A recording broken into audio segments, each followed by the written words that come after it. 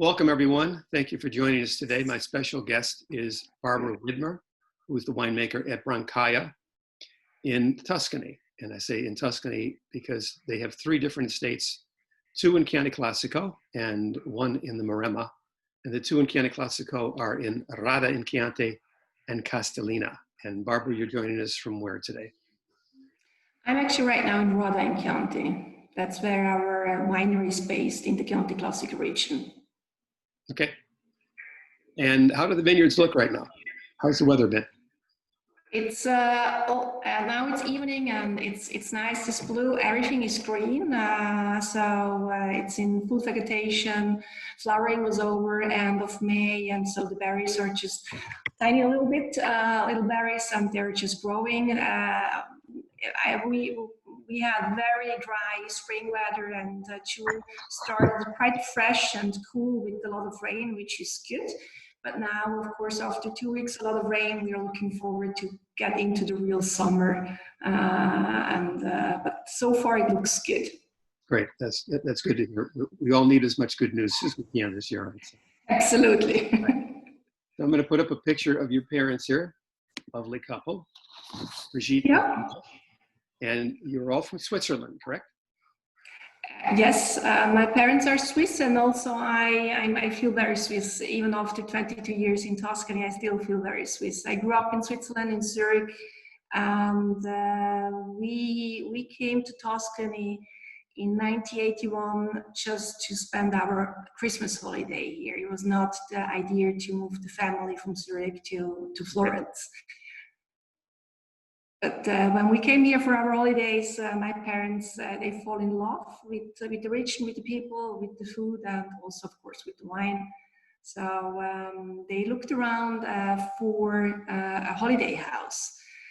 You have to know that from Zurich, you have like 6-7 hours drive by car to be in the Chianti Classico region. So it's a perfect spot for a holiday house. Yes.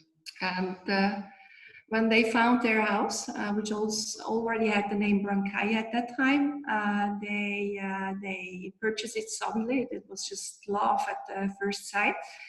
And beside the house, there were some acres of vineyard, just a few, but enough to have a new hobby. And my parents, they still take their hobbies very serious. Okay, So they said, okay, if we have to become hobby winemaker, we want to make outstanding wines, never ever making any kind of compromise in quality.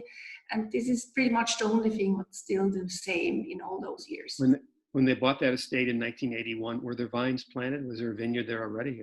There were 7 hectares of vineyards, but in the old-fashioned way. The old-fashioned way means the red grapes and white grapes were mixed, and the quality was not really bad, but of course also not outstanding. So we not that in the first year, but let's say in the first 3 years we replanted everything. Okay.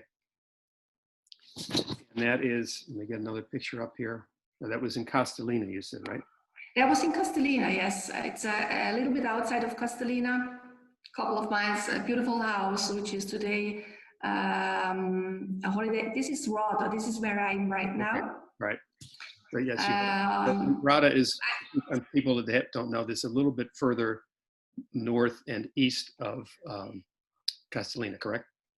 Yes, generally speaking, Radda is a little bit higher than Castellina.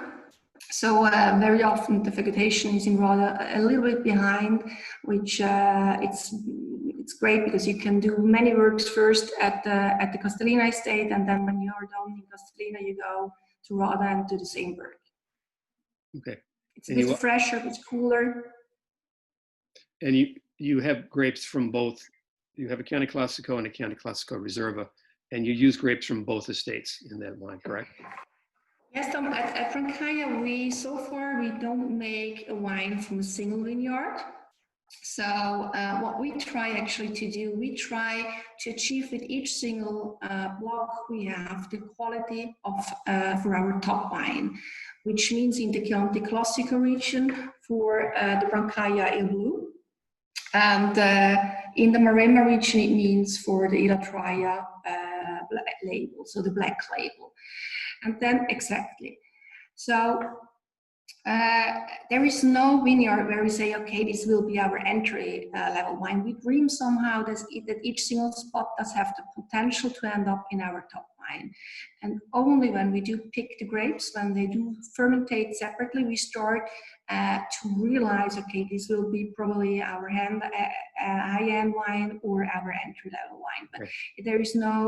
there's always the dream in the vineyards that everything could end up in the best. And when we do start to fermentate and to mature our wines in the cellar, they're still all separate. And just a few weeks, rarely more than a month, we will start to blend the wines before the bottling. So we can really follow the quality and the single character of each single spot. But that means, of course, that all our labels, even the single variety labels, are a blend. All right. Tell us also about the Maremma estate. When did that come along? What was the decision?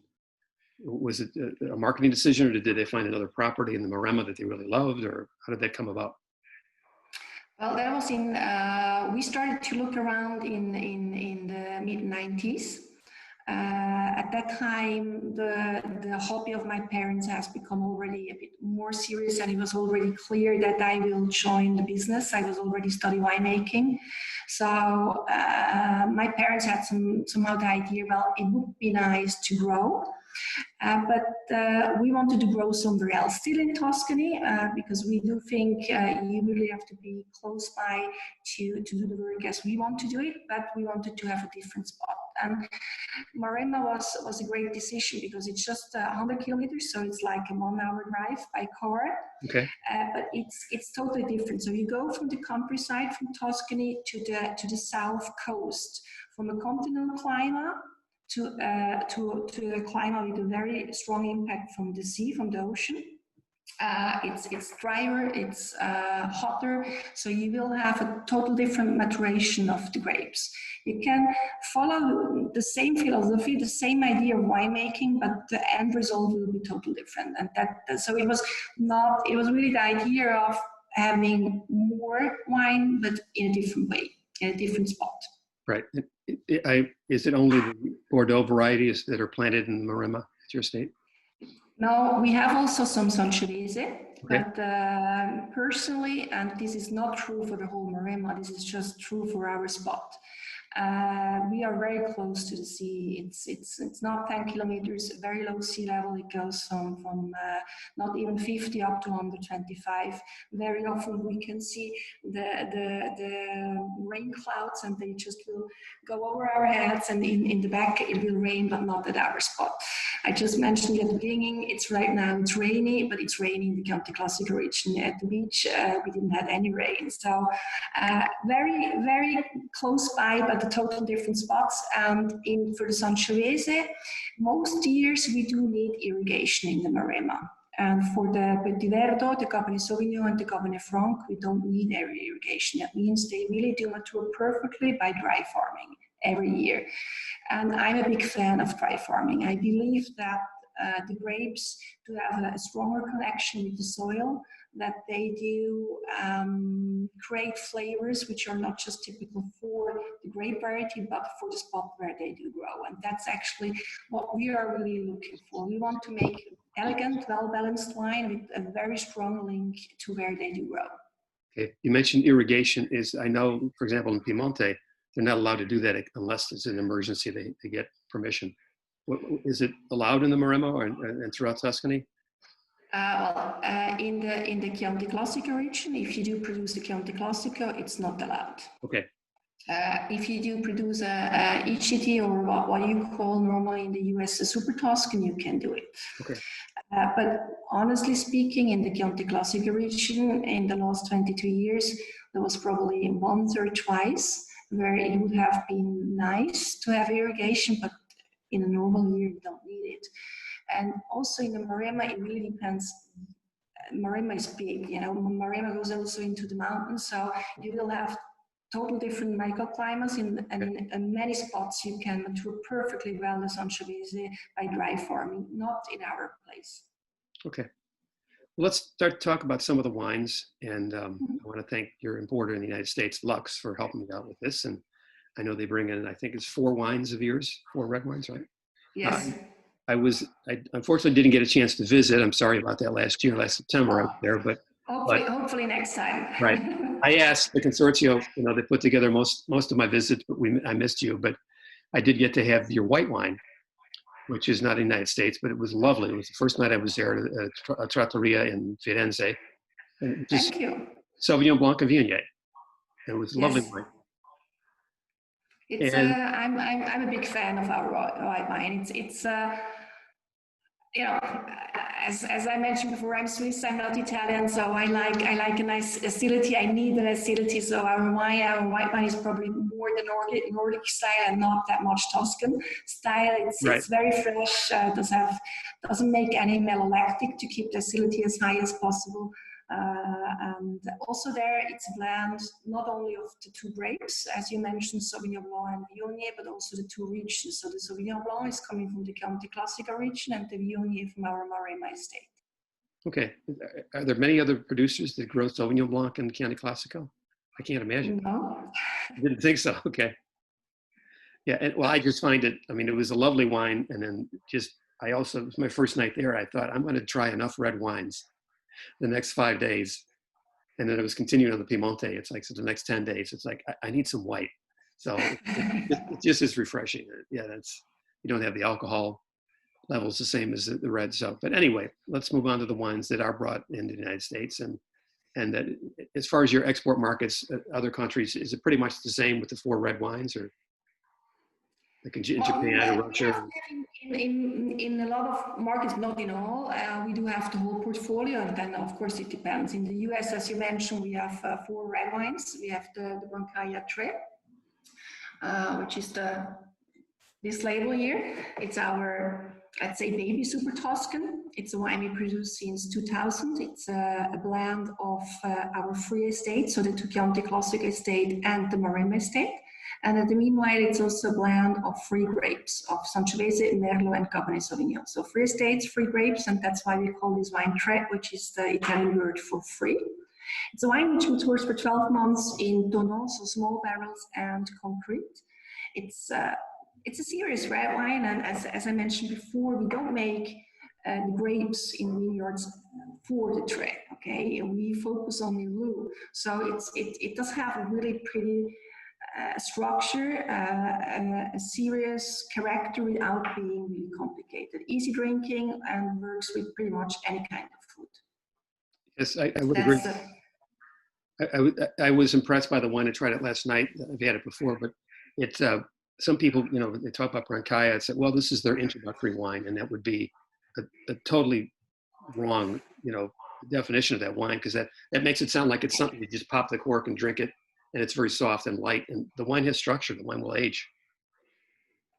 Yeah, it's for me, the Tre is the perfect solution as a winemaker, and it's a really good offer for the wine consumer, because it helps me to never ever make compromise on our top wines.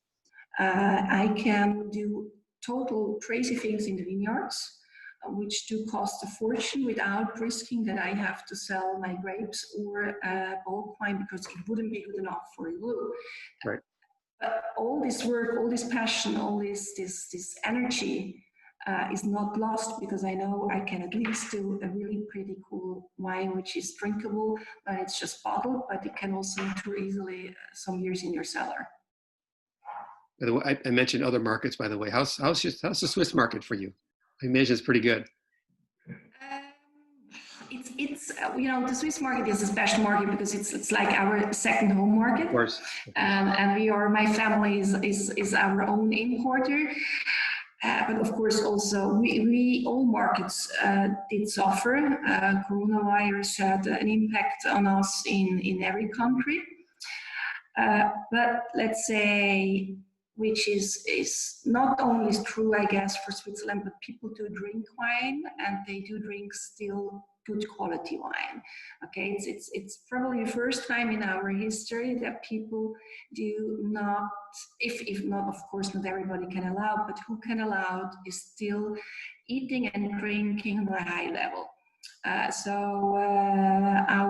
shop business and online business is working very well, but of course restaurants, many restaurants are still closed, events are not happening, catering are not happening, so it's very similar to other countries. Right. Well, I was going to save that for the end, but we could talk about that now if you'd like, but just with the COVID-19 and how much, have the wineries reopened yet or not? Can you have visitors or not yet? Yes, since 2 weeks we are allowed to have visitors. Also, our little restaurant we have is again open. We have some reductions, so you have to guarantee the distance. In our private tasting, where we hosted normally 12 people, now we have like space for 8 people, just that everybody really feels comfortable. Fortunately, we have a huge outdoor space where we can really give people enough space to enjoy the wine, but honestly there are not very many people around yet. It's very much focused on the weekends, and most of the people are Italians right now. Okay. Of course, we do hope that this will change in the next weeks, but we need people to come to Italy. Yes, I can imagine. And I heard last night, and we talked before we started here, that Italy has opened the borders up to several countries, not all countries, but correct? Yes, and let's say more or less the rest of Europe opened their borders today, probably. Oh, today, okay. So it's things should move. It's really we will have to see if people do if they are afraid to move around. Tuscany, honestly, Tom, was never really. I was never scared in Tuscany. Okay, we didn't have a lot of cases. The big issue Italy had was quite far away. So Tuscany never ever felt like dangerous, not at all. Good. That's good to know. I did hear more about the north with Yes. and Milan and somewhat in Piedmont. Exactly. Okay. Good. Okay. But probably they didn't know how to handle different regions, so they shut down the whole country. But I mean, also in Sicily, for example, there's nothing. It is how it is, and we just have to try to move forward and hope that people are not afraid to visit us, because it's still beautiful and a lot of things to see and to do. Well, I can imagine some people would be a little nervous, but I think enough people will want to get out. They're just tired of staying at home, and I think so. What better place to go to than Chianti Classico? So yeah. All right. Let's talk about your Chianti Classico. You have a Chianti Classico Annata and also a Riserva. So exactly, we have as you mentioned, the Annata and the Riserva. Actually, the Annata is not in the US, just the Riserva you can find. But if you let me, I will explain you both of them, because it's actually a very interesting couple. Okay. The Chianti Classico Annata and the Riserva Chianti Classico, they want to show a little bit the two opposites you can do in our region today. On one side, you have the Annata, which is 100% Sangiovese, and it's the only red wine where we don't use any oak. So it matures in concrete and in stainless steel. It's very fresh, nice acidity, clean, a lot of these nice cherry fruit flavors, which are very typical for the Sangiovese. And then on the other side, you have the Riserva, Chianti Classico, which wants to show how elegant and well-structured Sangiovese can be. And here you go from 100% Sangiovese to 80% Sangiovese and 20 Merlot. So, and from no oak to 16 months oak. The Riserva matures in Tonneau for the Sangiovese and in Barrique for the Merlot. It's a complex wine with very smooth, nice tannins and still a nice freshness of acidity. Most people do have today the idea that this is somehow the classic way of doing, the traditional way of doing a Chianti Classico Annata, which is true and not true. Because officially we can make 100% Sangiovese and call it a Chianti Classico only since a few years. Right. So for this, it's not traditional at all to do a 100% Sangiovese and call it Chianti Classico, but it is traditional in a way because it's a light wine. It's light in color. It's also pretty light in alcohol and no oak. So it's very fresh and clean. This is a blend wine, which is somehow more traditional than the other wine, but that's of course 20% is Merlot, and Merlot again is originally a French grape. It seems a bit more modern wine, but for me, both of them are very much linked to where they grow. And as all our wines, they do have natural fermentation, so we don't add any yeast in the cellar. All the yeasts for the fermentation, they're coming from our vineyards and of course also from our cellar. Okay. A couple questions about these two wines. First of all, the vintage on the Chianti Classico Annata. What is the current vintage? We have in the market right now the 18. 18. Okay. Yeah. Which we'll talk about 15 and 16, which I know were back-to-back excellent vintages, maybe even outstanding. How was 18 in Chianti Classico? 18 was also very nice. We had a difficult vintage with the 17. 17 was very hot, but I think that we managed it very well. We had a low production, but the quality we were able to get into the cellar is really interesting. And 18 is again really. I would compare it to 16. Okay, that's pretty high praise because it's 16 is Yeah. an amazing vintage. And the fact that you said it's 100% Sangiovese, you can only do that since maybe the last 10 years or so. But there's always that argument, and I want to get your thoughts on this, that many producers still use very traditional indigenous varieties such as Canaiolo or Colorino, along with Sangiovese, and they say for the complexity, it adds spice, it adds color, it adds, to them it's a more complete wine than 100% Sangiovese. And then other people say, no, Sangiovese is the grape of Chianti Classico. This is the one that gives all the richness and character. So there's no wrong or right answer, but what was your decision on that?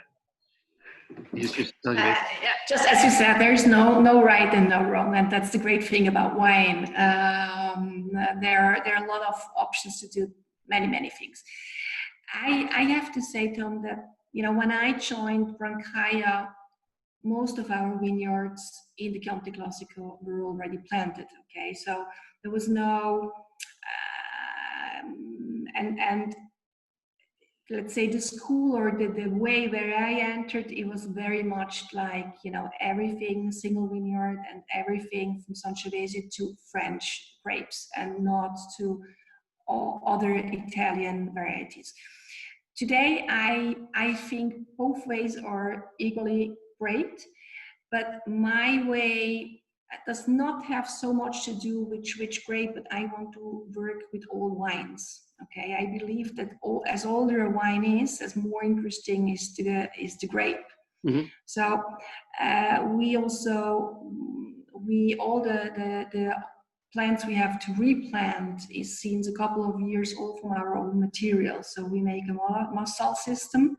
In each single property, we do reproduce our own wines, because we really do think that as longer a wine stays as our property, as more it is linked to our terroir, it will make tiny little micro changement on the DNA. Don't get me wrong, I won't say that we have our own clone after 20 and 25 years, but we have those tiny little micro changements on the DNA, which helps the wine to be more adapted to our spot, to our microclimate, to our soil, which I believe helps to create or to achieve a ripeness which is just more authentic. If it's a French grape variety originally or an Italian, it doesn't really matter that much to me. It's more that it is at the perfect spot for the wine. Okay. Now with the Reserva, you blend in Merlot. And yes, there's the thought that, Merlot ripens much earlier than Sangiovese. And in certain years, when it's cool, Chianti Classico the ripening can kind of come up against the rains in October or late September. and the Merlot would already have been picked by then. So the Merlot sometimes could sort of save the Chianti Classico in an off year, not every year. But is there any thought of that's why you put Merlot in, or is it just you feel it's a nice complementary variety? How do you feel on that? I truly think it's a great combination, and I personally think that the Sangiovese does have a great structure by its own. But there is no doubt that with the Merlot, you'll have a bit the smoother, rounder finish in your mouth. Okay. And as you just mentioned, also to have the same quality each vintage, or at least similar, or in the best opportunity even better than the one before. The Merlot in certain vintages does help, definitely. But we have a project, and I hope that with the vintage 18, it will be in the bottle to make 100% Sangiovese from the Rada spot and from the Castellina. Just a few bottles to show the difference of those two spots, and this label will be 100% Sangiovese. And I think it's very interesting to see the difference of two regions which are so close, but at the meantime also very different. And of course, as soon as you do add the Merlot, you won't smell them anymore. So it has to be 100% Sangiovese. Okay. And in this Reserva, it's 20% Merlot, am I correct? Yes. Okay, and because the minimum requirement for Chianti Classico is 80% Sangiovese, correct? Yeah. They changed it a few times, and right now it's 80%. It was once 85, and now it's 80. Yeah. Yeah, I know. Every time I look, it's different. But it's like, but those are Italian laws. If anyone could pick up, could understand. My joke is always if I wrote a book about Italian wine laws, by the time I finished the book, it would be out of date. Yeah, they change. That's true. Because the other parts of Chianti, like Chianti Colli Senesi or Chianti Colli Fiorentini, it's 75% minimum, right, for Sangiovese. So I think so. Yeah. Yeah, it's hard to keep up with it. So now the vintage on the Reserva is 2015. And I mentioned 15 and 16 being two really outstanding vintages. I'll say outstanding, and certainly excellent. Talk about the two vintages. I've talked to many winemakers, and some prefer the 15, some prefer the 16, but they all agree that these are two pretty special vintages. So you talk a little bit about that. Talk now about Chianti Classico, about 15 and 16. Well, I have to agree. I mean, both vintages are outstanding. If you do have to compare or to say what could be better in one or the other, that's complaining on a very, very high level. Right. So I would say for Brancaia, especially for Brancaia Il Blue, I probably prefer slightly the 16. I think it's even a bit more complex. There is a little bit more freshness in it than in the 15. And for the Maremma, for the La Traia, it's probably the opposite, that I do think that the 15 does have a little tiny tick more than the 16. So, but I mean, if I could have every year like a 15 or like a 16, I would take it more I can heavily. imagine. And if anybody has a problem with either one of those two, yeah, that's. But so getting back to the, and I'm enjoying a glass of the 15 Reserva here. So Okay. lovely wine. Cheers for a virtual Cheers. toast. Yeah. You mentioned you'll have a few bottles of a Castellina Chianti Classico and a Rada Chianti Classico. This will just be in-house sales, so to speak, or will that be exported also? I can imagine that a few markets will be interested in having those bottles. Or I mean, probably some months ago, I would have told you, Tom, that's just for who is coming to the winery. Okay, right. But right now, I'm not sure if enough people are coming to the winery, so I may have to rethink. Exactly. So that brings up the question of, and I want to get an update on this from you, but when I was there last year, I talked with Giovanni Minetti, who's the president of the Chianti Classico Consorzio, and I asked him about the thought of zonazione, or is labeling. Chianti Classico would say, if it's approved that, wines could be labeled Chianti Classico, Rada in Chianti, or Gaiole in Chianti, or Castellina in Chianti, or whatever the commune. And I want to first get your thoughts on that, and then if you could update me on this is an ongoing thing, and I know it's difficult to get a lot of people to agree on this, and everybody has their own opinion. So, how does that stand? That process is how far along are you on that, and what are your thoughts on that? Well, it's definitely true that the different regions do focus and promote themselves more and more. So, of course, there are still great events organized by Gallo Nero, and Gallo Nero means, of course, the whole Chianti Classico region. But there are more and more events also which do focus on showing the producer from Rada, the producer from Castellina, the producer from Greve. So they definitely do try more and more to explain that we have different sub regions in the Chianti Classico area. I personally, I'm not always totally convinced how useful this is, because when you taste wines, I do have somehow the idea that the sea level does have very often more impact than if it's in Rada or in Castellina or in Panzano. And more, you have a bit of difference of the soil, which is also not so that it really follows the political borders.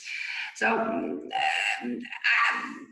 there again is probably no wrong and right, and whatever shows people how beautiful our region is and how many great wines and great wine producers we have, I think works well for me too.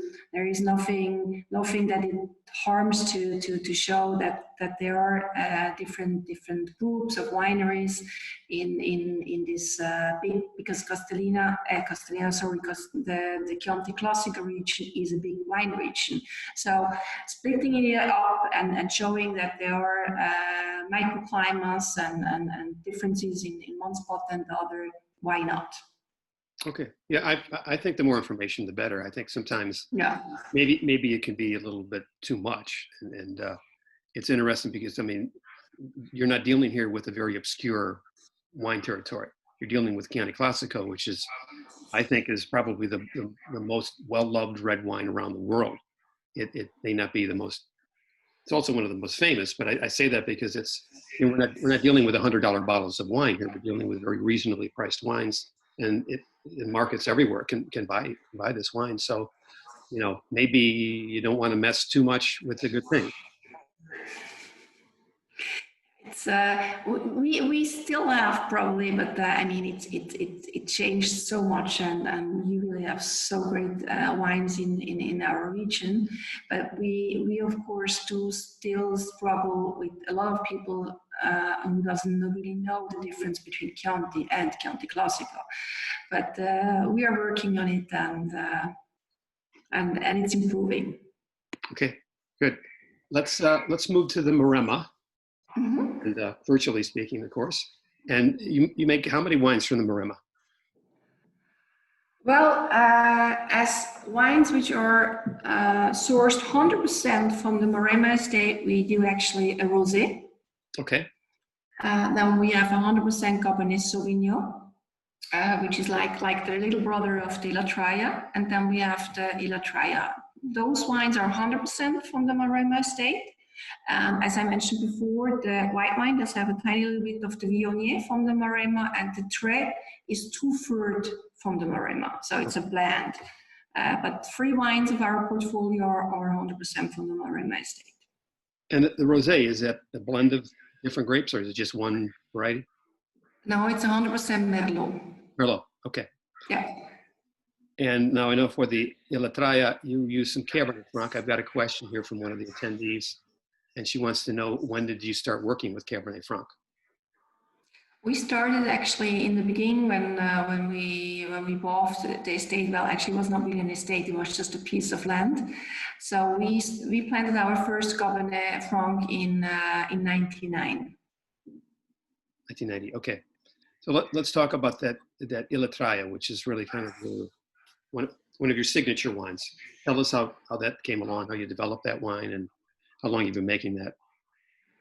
Ilatraia, we started with Ilatraia in 2002, so in the early days of our estate, and it was a bit a surprise to me because I don't know who doesn't remember, but 2002 was considered as a very bad vintage in Tuscany. It was cool and rainy, and you have to know, when people do say it's cool and rainy in Tuscany, that means that in our Maremma estate we have some rain, okay? Which is not bad at all. So we were able to produce pretty interesting quantity, but of course even more important, a real exciting quality with the 2002 vintage. So I was like, oh, what shall I do? Shall I really produce the first top wine of this estate, or shall I wait another year? And then I thought, oh, it's too good, I have to try. And so we did our first blend, Ilatraia, with the vintage 2002, but it was a different label. It was not the classical Brancaia label. It had Little Circus, and it was a different blend. So the first few years of Ilatraia, it was a blend of 60 Cabernet Sauvignon, 30 Sangiovese, and 10 Petit Verdot. So there was no Cabernet Franc. There was less Petit Verdot, and there was some Sangiovese in the beginning. And then with the vintage 2009, we switched the label, and we also changed the blend. So in our days, the blend of Ilatraia is a 40% Petit Verdot, 40 Cabernet Sauvignon, and 20 Cabernet Franc. As I mentioned, we kicked out the Sangiovese. We increased quite a lot the Petit Verdot, and we added the Cabernet Franc. There are a few reasons why. But let's say the most important one is something I already mentioned before. We believe in dry farming. We believe that we can achieve the better quality, fruit quality, by dry farming than by irrigation. Those 3 grapes do mature each year perfectly by dry farming. Sangiovese does have the issue that in most vintages we do need to irrigate. So we think we have, even if there is no classical Italian grape in this blend, we think that we achieved a more authentic wine with the Bordeaux blend than with the blend we had before. That's why we changed. Okay, tell me a little bit about the 3 varieties: Cabernet Sauvignon, Petit Verdot, and Cabernet Franc in the Maremma, because I've talked to some winemakers there, and they say Cabernet Franc just performs just spectacularly in the Maremma. And tell me about them, and which ripens first, and what does each variety add to the wine? So, well, it's the Cabernet Sauvignon is very elegant. Does have also nice acidity. So it gives somehow the longness and the freshness to the wine. The Petit Verdot, which is in our spot probably the most easiest variety to mature. It really feels totally at home at our spot, gives extremely deepness and power to the wine, and the Cabernet Franc gives a certain spiciness to it. Okay, and when do those grapes ripen? Which ripens first? What's the order of ripening? It's funny because in the first year it was very clear, and today it's not that clear anymore. So in the first years it was really like Cabernet Sauvignon, then the Petit Verdot, and the latest was the Cabernet Franc. In the last, let's say, 5 years, we have at least 1 block of Petit Verdot.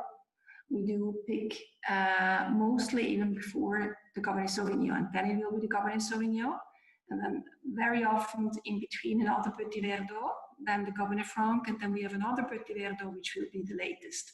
Okay. So it has changed in those years. It was in the first, let's say, 10 years, it was like very clear one after the other, and in the, I would say in the last 10 years, it's really more, if it's lower sea level and what kind of soil it does have, it changed, and it's not, we have like the first Petit Verdot and then in the middle and the last.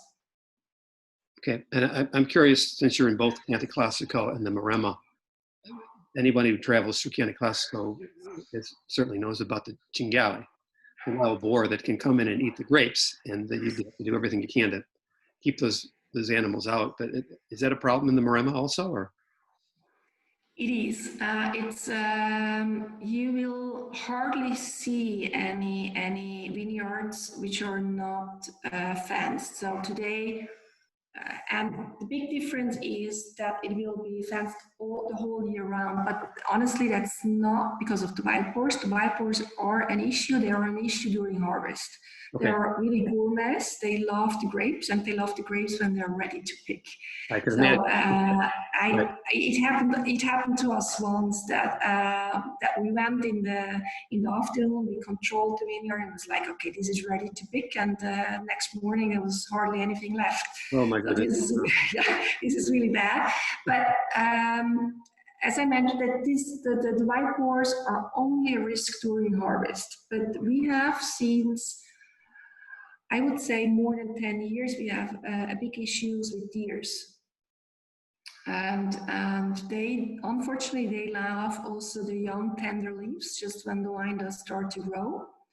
So if you want to produce wine in Tuscany, you need high fence the whole year round, unfortunately. Okay, well, all part of doing business. I've got let me ask, how many bottles of the Illatria do you make? And how big is that estate? How many acres of vineyard? How many hectares? Hectares, it's around 40 hectares also in the Maremma. So we have approximately 40 hectares in the Chianti Classico and 40 in the Maremma. From the Illatria, we have, of course, it won't be each year exactly the same, but it's roughly 50,000 bottles. Okay. And the Illatria, the current release is 2015, is that correct? Yes. Yeah. And how will can we say the same for the 15 and the 16 with the Illatria as compared to the Chianti Classico Reserva in terms of freshness and acidity and what you prefer? I do think that the 15 probably does have a little more as I mentioned before, it's complaining on an extreme high level, right. But the 15 does have probably slightly more complexity than the 16. Okay. So it's for me a bit opposite to what I do think about the blue. Okay. I've got a question here from Lars Light. Hello, Lars. Thank you for joining us. I love this question. Since you mentioned you produce a rosé from Merlot and the Maremma, he says, what does Barbara see as the future of rosé on the market? It's not a tradition of Tuscany, but in the U.S., Provence has taken the lead on the rosé market. Can Tuscany and Italy in general compete? Well, as you can see the color, this is not a typical Tuscan rosé, okay? This is very much more Provence style. Right. It's very light in color, also pretty light in alcohol. It never ever should be more than 12.5. We do pick those grapes only morning hours. They go straight ahead into the tank, so there is no skin contact. Of course, skin contact you have to impressing, but not more. And that gives this wine a very light color. Yes. Do you have production? Do you have production facilities right there in the Maremma, or do you have to ship the grapes? Yes. Okay. No, we have a cellar. We do the whole fermentation, maturation of the wine in the Maremma, and they will come to the Chianti Classico estate only for bottling. So bottling line, we just have one. But the whole part of fermentation and maturation, we do have at the Maremma spot. But back to the question, no, I don't think that Tuscan rosés will compete to Provence rosé. The consumer is looking for French rosé, especially from Provence, and I don't really think that will change very soon. But there is no doubt that you can find very, very nice rosés in Tuscany and in Italy.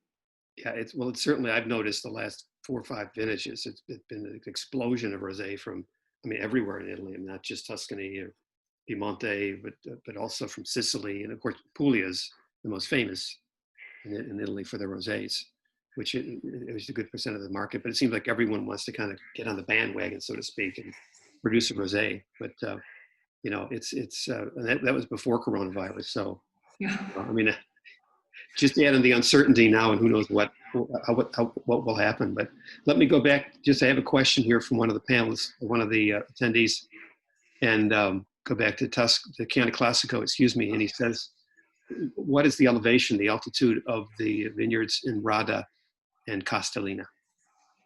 In Castellina, we are roughly between 250 up to 350, and in Radda from more or less 350 up to 450.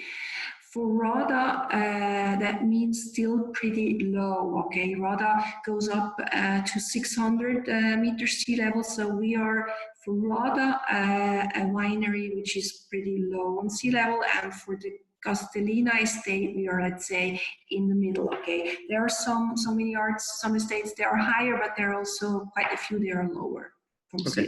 From point of sea level. Okay. I have another question from Lars, and he said, this is just for fun, but he says, since you're Swiss and you live in Italy, he said, are there any frustrating aspects about, your existence in Tuscany? And he also wants to know what's the most gratifying part of living in Tuscany, or living in Italy, I should say. The most positive or the most negative part? No, the most positive, and then just each one. Want to know if there's anything frustrating about the bureaucracy or about. No, I mean, frustrating. Of course, timing is a total unknown factor, which is always frustrating, of course, for everybody. But living in one of the most beautiful countries in Tuscany, and having a job where you can work with nature and create wines. Does have a lot of benefits. So even if there are a few things which are a bit frustrating, there are many more which to compensate it more than enough. How often do you get back to Switzerland per year? 4 to 5 times. Well, that's quite a bit. I would have. Normally, I haven't been this year yet. Well, yeah. This is not a normal year. It's just, yeah. I haven't been to Italy yet this year, and I'm going through withdrawal here. But I would imagine that you must have a pretty large team that helped you. I mean, you've got 3 different estates. What's your typical day? I mean, I'm assuming it's not too far to travel, but you visit, each estate several times a week, I imagine. But well, absolutely true. We are a big team, and without great people helping me, that wouldn't be possible. But I do live personally at one spot, so I do have my private house in the middle of the vineyards in the Radda estate, and Radda and Castellina, that's really close by. There's just a few minutes, so that's very very easy, let's say, to be often also in the Castellina estate. And in the Maremma, it really depends. During harvest, and probably also the whole month before harvest. So more or less from the 1st August, I will be close to every day also in the Maremma, just to see what's going on during harvest, mostly every day. But in the meantime, it could be once a week. In the winter, it can be also less. Okay. I have another question here from one of the attendees, and he wants to know about climate change. And he says, is it pushing you to higher elevation, assuming as far as planting, and then he says, or changing grapes? I'm not exactly sure what he means here, but maybe just the difference in the blend, and maybe one variety might have more acidity. Or how has climate change affected your work in the vineyards and work in the cellar? That's a good and a difficult question.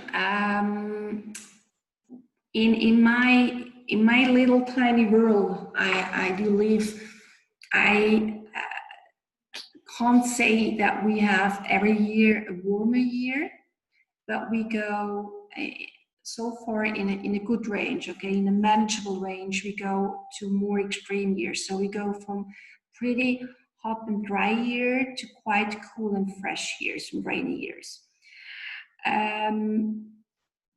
What we are doing at Brancaia is with what I mentioned before. We focus very much to achieve our wines, or to, let's say, to create an environment to our wines that they can get older and older. We believe that an older wine is more adapted to those changes than a young one. That a wine which is growing at our spot for more than 20 years can manage those different vintages much better than if you replant something. Okay. So that's a bit how we try to manage it, and so far the changements we had are manageable. Okay. Is that something, I'm curious with the consortium, since you're a member of that, virtually all of wineries are, but is that climate change, has that been a matter of discussion in the last few years among the members of the consortium? I mean, what you can see very well, there are more and more wineries, they do convert to be organic. There are also quite a few, there are biodynamic. So there is definitely an awareness to preserve nature, to respect nature more and more and more. And the consortium is also definitely going in this direction, and they do support those evolutions. And how, we shouldn't put labels on things, but everybody wants to know, you know, is this a sustainable estate, biodynamic, organic? What is your farming philosophy, principle? We are officially, since the vintage 2019, we are an organic winery. We started many years before, and honestly, when I studied winemaking, my exam was on organic farming, because it was already then for me very important. But when I moved to Tuscany, it was like, that's not possible. So it took me a while to understand why it's not possible, and then I understood it is possible, and then it took me another while to start it. And what I do think, whatever you do change, you have to do it soft, okay? You can't go one day in one direction and then the next day in another. So you have to give yourself and the nature and the wine a couple of years' time to adapt. And but I mean, as I mentioned, it's now 12 years that we make all our wines to make a natural fermentation, and that shows already pretty well that how we do work in the vineyards allows the flora and fauna to grow in a healthy and good way. Okay. You do not produce a Vinsanto, but it's just because you don't have any Trebbiano and Alcia grapes, or is it just a choice, or it's something you might do in the future? Or? It's producing Vinsanto is beautiful, but it's also not that easy, and you need also a facility. You need a spot, and we just at the moment today we don't have the spot, we don't have the space, but you never know. Okay, all right. Anything else you want to add about what's happened these last 3 months in terms of you know, have your export markets supported you? Have they been able to place orders? Or I'm sure the numbers are down, but what has happened, and what do you see in the immediate future? That's You can answer I don't exactly. That's a long question. No, well, there are a few things. First of all, we have a lot of different markets, and there's not just one key market, and all of them still try to work, and all of them do still work. Everybody on a lower level, so it's okay. But of course, the big question is when will it be over? When will be everything like it was before? And understanding how you can do other business, or we have in each country, the restaurants was a big part of our business, and this is and still will be for us a big thing, and we have a bit to find out. But There's a few partners. They are strong, or they are getting stronger in online. As I mentioned before, private people do consume still wines at home, so it's just a question how to reach them. Right. But and as a winery, we were always able to work. So we always were allowed to go into the vineyards to work, and we were always allowed to go into the cellar to take care about the product quality. So therefore, we really can't complain. We were always able to secure our product, which was, let's say, at least this was possible, and also with no risk for our people. So that was good. Good. Good. Well, as we talked before, maybe the people who live in Switzerland and Germany and Austria, will get in their cars very soon and head down and purchase some wines. So, and that will we hope. And fingers crossed for a great harvest this year. Thank you. And that the borders will be open very soon, and that I can visit, and everybody else in the United States and other countries. So I'm dying to get there soon. So and see you again. So thank you for your time today. Appreciate it. Grazie per that. Thank you for your time, and all the best to everybody. Thank you. Okay. Cheers. Buon lavoro. Andrea, tutto bene. Okay. Ciao, ciao. Preciso. Ciao.